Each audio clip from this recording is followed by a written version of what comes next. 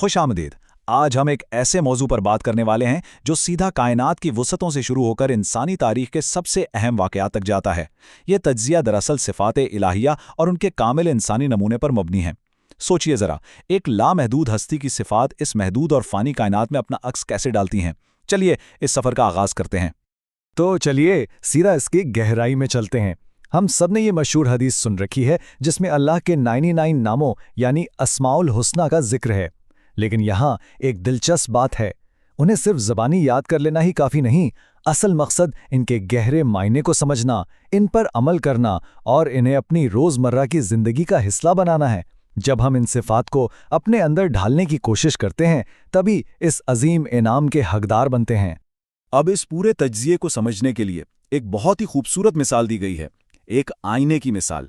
फ़र्ज़ करें हमारी ये पूरी कायनात एक आईने की तरह है। ये कायनात और इसमें मौजूद हर चीज़ अल्लाह की इन लामहदूद और अज़ली सिफ़ात का अक्स पेश करती हैं, बिल्कुल वैसे ही जैसे आईने में तस्वीर नज़र आती है। हाँ, फ़र्क सिर्फ इतना है कि अल्लाह की सिफ़ात बिल्कुल कामिल और लामहदूद हैं, जबकि इस कायनात में जो उनका अक्स पड़ता है वो महदूद और आर्जी होता है। और कुरान मजीद की ये आयत उस आईने वाली मिसाल की क्या ही बेहतरीन तायीद करती है। इससे पता चलता है कि कायनात का कोई भी हिस्सा हो या खुद हमारा अपना वजूद, ये सब एक बहुत बड़े कैनवस की तरह हैं जिन पर उन्हीं इलाही सिफ़ात की निशानियां बिखरी पड़ी हैं। आसमान की बुलंदियों से लेकर हमारी अपनी नफ्सियात तक हर जगह उन्हीं सिफ़ात का अक्स झलकता है। अब यहाँ जो सबसे ज़्यादा दिलचस्प बात सामने आती है वो ये है कि एक बहुत ही गहरे मायने वाली हदीस के मुताबिक अल्लाह ने अपनी रहमत को 100 हिस्सों में तकसीम किया है। और ज़रा सोचिए, 99% रहमत अल्लाह ने अपने पास महफूज रखी है, जबकि सिर्फ 1%, जी हाँ, सिर्फ और सिर्फ 1% रहमत इस पूरी ज़मीन और इसकी तमाम मखलूक़ात के लिए उतारी गई है। सुनने में ये 1% शायद बहुत छोटा सा हिस्सा लगता है, लेकिन सच तो ये है कि दुनिया में मोहब्बत और हमदर्दी का जो भी चश्मा फूटता है वो इसी 1% का नतीजा है। यहाँ तक कि, और ये मिसाल वाकई दिल को छू लेने वाली है, एक जंगली जानवर भी जो अपने बच्चे को रौंदने के खौफ से अपना पांव उठा लेता है ना, वो भी इसी 1% रहमत की वजह से। ये बात इस इतने बड़े तस्वर को कितनी आसानी से हमारी आम जिंदगी से जोड़ देती है।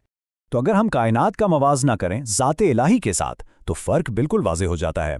कायनात के तबई कवानीन और ये पेचीदा तख्लीक अल्लाह की सिफ़्त कुदरत यानी अल कदीर होने को ज़ाहिर करते हैं, और इंसानों या फरिश्तों के पास जो थोड़ा बहुत इल्म है वो अल्लाह की सिफ़्त इल्म यानी अल अलीम का एक बहुत ही छोटा सा अक्स है। ये कायनाती मज़ाहिर हमेशा महदूद होते हैं, जबकि ज़ाते इलाही में ये सफ़ात बेऐब और लामहदूद हैं।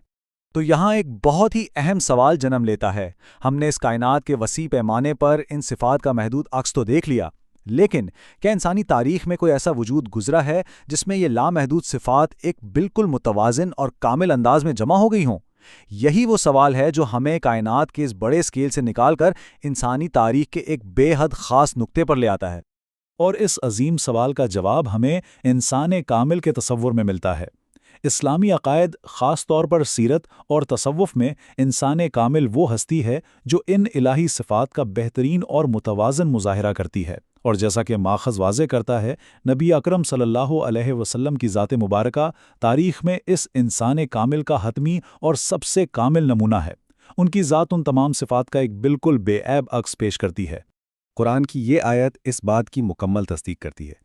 इस आयत में उन्हें सिर्फ एक पैगाम रसा नहीं कहा गया, बल्कि उन्हें मुजस्सम रहमत करार दिया गया है। ये इस बात की दलील है कि आप तमाम जहानों के लिए रहमत इलाही का सबसे अजीम और जिंदा जावेद मजहर हैं। चलिए आगे बढ़ते हैं और देखते हैं कि ये सब कैसे वजूद में आया। ये सिर्फ कोई किताबी बातें नहीं हैं, बल्कि तारीख़ के मुख्तलिफ अदवार में हम इनका अमली इर्तिक़ा देख सकते हैं। नबूवत से पहले इनकी अल अमीन की पहचान हो, 10 नबी में ताइफ की आजमाइश हो, 3 हिजरी में ग़ज़वाए ओहद की कठिन लम्हात हों, 6 हिजरी की सुलह हुदैबिया हो, या फिर 8 हिजरी में फ़तह मक्का का अजीम दिन, ज़िंदगी के हर बड़े वाक़े में इन इलाही सिफ़ात का अमली ज़ुहूर होता रहा। एक अहम तारीख़ी वाक़या जिस पर हम बात करेंगे वो ताइफ की आजमाइश है, यानी अजीम तरीन रहमत का अमली मुज़ाहरा। नबूवत का 10वां साल ताइफ में जब जुल्म की इंतहा कर दी गई और उन्हें पथराव से लहूलुहान कर दिया गया। अब यहाँ 2 तरह के रद्द अमल हो सकते थे। एक आम इंसानी रद्द अमल यही होता कि शदीद गुस्से में फरिश्ते की वो पेशकश कबूल कर ली जाती जिसमें पूरे शहर को 2 पहाड़ों के दरमियान पीस देने का कहा गया था। یہ بالکل جائز انتقام لگتا، لیکن انسان کامل کا رد عمل کیا تھا؟ غصے کے بجائے خالص رحم کا مظاہرہ، انتقام سے انکار اور اس کے بدلے ظالموں کے لیے معافی کی دعا۔ یہ غصے کا نہیں بلکہ الہی رحمت کا بالکل سچا عکس تھا۔ اور ان الفاظ پر غور کریں، یہ وہ تاریخی الفاظ ہیں جنہوں نے ایک روحانی تصور کو ایک ٹھوس تاریخی حقیقت بنا دیا۔ اس بے حد تکلیف دہ لمحے میں ظالموں کے لیے ہدایت کی یہ دعا، یہ اصل میں رحمت کی وہ انتہا ہے جو عام انسانی سوچ سے کہیں اوپر ہے اور سیدھا الہی صفات سے جا ملتی ہے۔ اسی طرح ایک اور واقعہ غزوہ احد کا ہے، جو الحلیم اور الصبور یعنی بردبار اور صبر کرنے والے کی صفت کا واضح مظہر ہے۔ ہجرت کے تیسرے سال غزوہ احد میں جب جسمانی تکلیف انتہا پر تھی، دندان مبارک شہید ہوئے، تو ایسے سخت ترین حالات میں بھی کیا ہوا؟ حیرت کی بات یہ ہے کہ وہی معافی کی دعا جو طائف میں مانگی گئی تھی، بالکل انہی دشوار حالات میں یہاں بھی دہرائی گئی۔ اس مسلسل صبر کا مطلب یہ ہے کہ یہ صفات صرف کسی ایک خاص وقت کا رد عمل نہیں تھیں، بلکہ ان کی سیرت کا اٹوٹ حصہ تھیں۔ یہ اللہ کی صفات صبر اور حلم کا بہترین انسانی نمونہ تھا۔